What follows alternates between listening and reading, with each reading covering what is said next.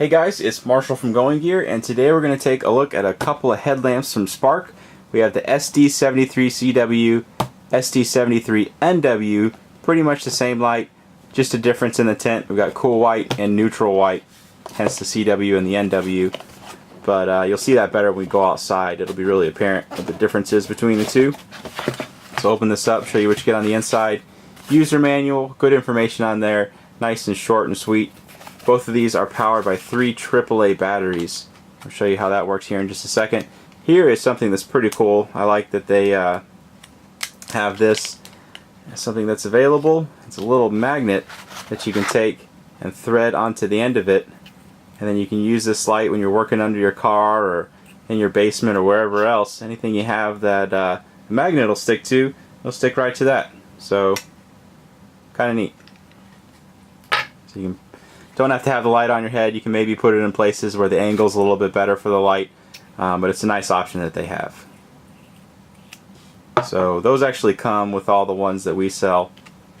The little magnet piece does. Spare O-rings come in there. Here is the headband. I'll show you how that works real quick. Gonna pop the pocket clip off. The pocket clip is removable. Alright, I removed the pocket clip and managed to knock the camera over in the process, so we took a little bit of a break. So the headband, a couple of rubber pieces that go on into these grooves or slots on the light itself. People always ask if this holds it in place. It holds it in place really, really well. I have a lot of customers that use these for trail running and jogging. It holds it in place excellent. The only way it's going to move is if you turn it. And actually the curvature of your head actually holds it in place even better.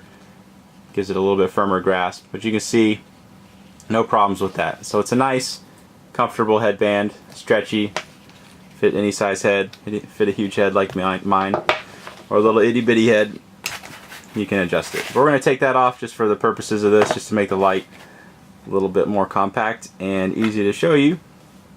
So there is the light. Let's zoom in on that. Show you the different parts of it real quick. There you can see the LED and the no reflector. This one actually does not come with a reflector, so it's going to be a really wide floody beam, no hot spot to speak of like you'll see with a lot of other lights that have the reflectors. There's the hole for the screw, there's the switch, we'll come back to that. There you can see some really substantial heat sinking on there.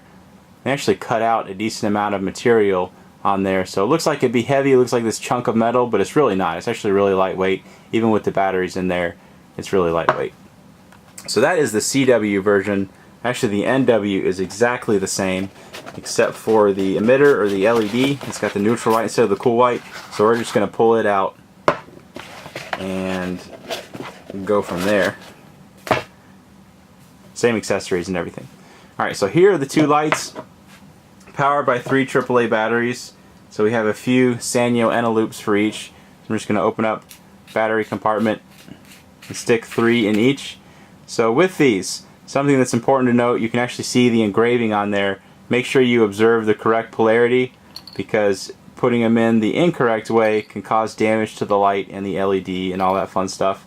Just make sure you pay attention to that. And then you have this little guidepost right here that goes into the hole just to keep everything aligned. One thing that's kind of cool, not throwing batteries all over the place, that's not cool at all, because this actually rotates, if you're wondering how all that works. So this piece on here rotates. So when you put it in the guidepost in the little hole, you put it on, actually will keep on rotating in there to keep everything aligned properly. Alright, so we got batteries in the NW. Let's stick some batteries in the CW as well. Let me show you the interface for these, how everything works. Alright, quick note on batteries, you can use alkalines in these. I highly recommend that you do not. And the reason is that alkalines can leak, and these are not inexpensive lights. I mean, these are high quality, really nice headlamps. Alkalines can leak, and I've seen them leak so bad that they'll actually fuse themselves, the metal in the battery, to the inside of the flashlight, and you cannot remove them. You cannot repair the flashlight. A lot of times if they leak and you don't notice it immediately, the flashlight's ruined. So I highly recommend that you use nickel metal hydride batteries, ones that are not going to leak, not to mention you can recharge them. and save some money in the long run. Alright, so that's my battery spiel. Interface on these guys, same thing on both of them. You have the switch up here. I'm actually going to zoom in so you can see this a little bit better. So switch on the side, tap it, it's going to turn the light on. That's the low mode. You can see how floody it is. There's no hot spot or spill or anything like that. Even when I pull it back, you know, completely washes it out. And just the ambient light in the room on the low mode. Press and hold. They'll cycle through your different outputs. When you see the one that you want, just let go and it'll stay on that. It also has what they call a super or a turbo mode. Double click and it'll go into that. And that's the max output. And for the two different lights, you have 300 lumens on the cool white and then 280 lumens on the neutral white. And unlike the 18650 versions, where it's going to drop down to a lower output after a few minutes, it'll actually run at that or close to that for the entire battery life of about an hour and a half. I think it's an hour and a half. I need to look at their card again. 1.1 hours. Sorry, I was a little off. So about 1.1 hours, you get close to the full output. LEDs, as they heat up, they naturally just drop in output, but you should get pretty close to that for the entire time. So that's the interface. Same thing on the neutral white.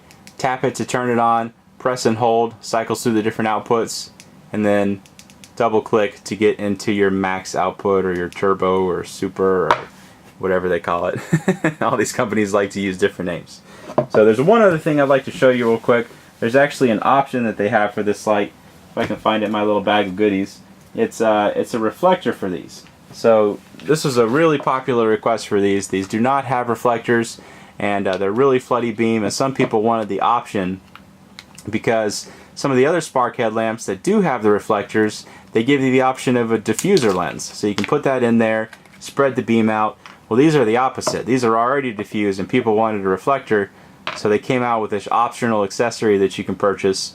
And what you do is you just unscrew this piece right here.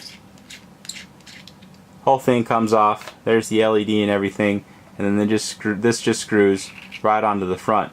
So this will give it more of a traditional flashlight beam with your hot spot and your spill. It's going to pre-focus that light and give you a lot better distance than what you get without the reflector. And you'll see this better when we go outside, but you can see you actually have a hot spot in there now with a little bit of spill going on around it. We'll bump it up actually to the next output. And you can see the hot spot in the center and the spill around it. But again, you'll see that a lot better when we go outside. So that is an option. It's the reflector for the SD series lights. This will actually work with any of the SD series. So these, the SD73, the SD6, or the SD52, for those three different battery types.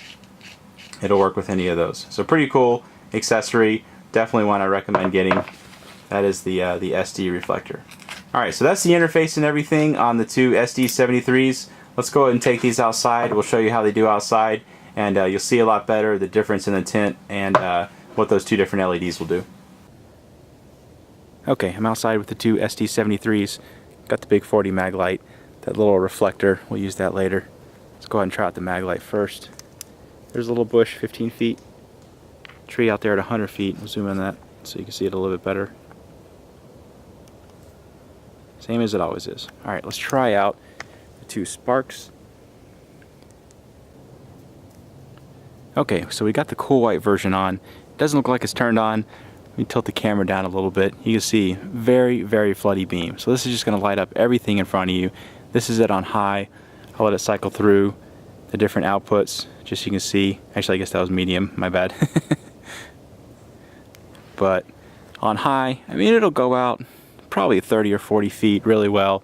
Beyond that, not too bad. The tree out there at 100 feet, can't really make it out all that great. But again, that's not what this light is for. It's made to light up everything in front of you, not necessarily stuff at a distance. That's what that little reflector addition is for. I'll show you that again here in a little bit. But there it is on the turbo, so the max output, a little bit better, still made to light up everything in front of you, not distance. Alright, so that was the cool white. Here is the neutral white. Show it to you real quick. I'll cycle through the different outputs. There is the high. There's the max output. Normally I do these side by side so you can see the colors, but they're just going to wash each other out. But you can see the tint difference between the two. Greens and browns definitely look more green and brown with the neutral white. Not quite the output that you get with the cool white. Alright, let's throw a reflector on the cool white just so you can see what that does. Alright, got that little reflector on the cool white. Let's go ahead and cycle through the different outputs just so you can see. There you can see on high, definitely a huge difference in terms of throw. It actually makes it out to 100 feet, no problem at all. It's not going to go a whole heck of a lot further than that. You know, maybe out to 50, 60 yards it'll do okay. Definitely still not meant to be a distance light, because this is a really small reflector. But you can see, you can carry this tiny little optional reflector, and it'll make a really big difference in the terms of the light. So you have a couple of very useful beam patterns in a really compact, easy batteries to find, and a really compact package. So that is the turbo output, so that's the highest output. You can see even better. Not too bad for such a compact light. Okay, so that was the Spark SD73 CW and NW. If you like either one of those or that little optional reflector, you can get any of that from us at goinggear.com. Any questions or comments, you can reach us in the comments or at goinggear.com. If you like the video, be sure to subscribe. We put out a ton of flashlight, backpacks, fire starters, all kinds of other gear videos. Thanks for watching.